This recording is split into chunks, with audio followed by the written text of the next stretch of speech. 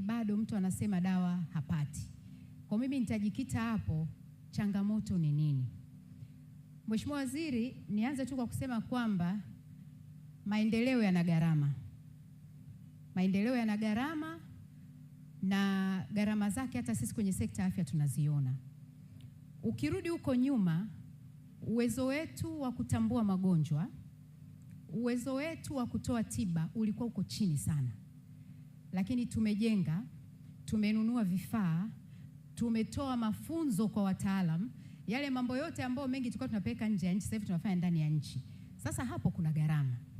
Kwa hiyo wakati mwingine malalamiko yanayotokea, Mheshimiwa Waziri, ndio gharama zenyewe. Lakini sisi kwa sababu ni wataalamu wa hii sekta, unapopata changamoto hukai chini. Unazichukua zile changamoto, unazifanyia kazi, unakwenda mbele. Na mimi nikuhakikishie Mheshimiwa Waziri, timu yote unayoiona hapa na mimi mwenyewe na wote walioko hapa, tuko tayari kufanya hiyo kazi na tayari tumeshaanza kuifanya. Na kidogo tu Mheshimiwa Waziri, naomba nitoe historia kwa kifupi sana. Huko nyuma tulikotoka, miaka ya 90, tulianza na bajeti za bidhaa za afya bilioni 30, tukaenda bilioni 50, tukaenda mpaka bilioni 100, bilioni 100 ngapi, mpaka sasa hivi mfamasia ametoka kusema mwaka jana 2025 tuko bilioni 398.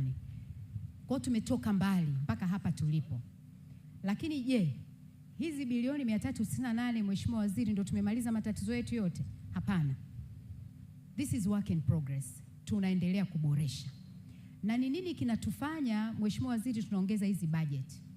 Mheshimiwa Waziri, katika utoaji wa huduma za afya dunia nzima, sio Tanzania peke yake, tunaongozwa na miongozo na taratibu zinazotolewa na Shirika la Afya Duniani. Shirika la Afya Duniani, kwa kuona kwamba nchi ziko kwenye ngazi tofauti tofauti za maendeleo, tunayo miongozo. Sasa kwenye orodha ya dawa, tuna orodha inaitwa dawa muhimu au essential drug list. Hii essential drug list ambayo ni utaratibu wa dunia nzima inapatikanaje?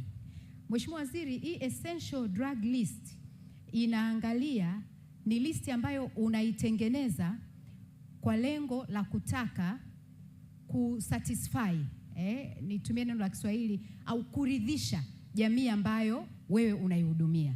Sasa utairidhishaje hii jamii? Lazima uangalie vipaumbele vyako kwenye sekta ya afya ni vipi. Mheshimiwa Waziri, vipaumbele vya Tanzania haviwezi kulingana na nchi nyingine. Vipaumbele vyetu ni tofauti kabisa.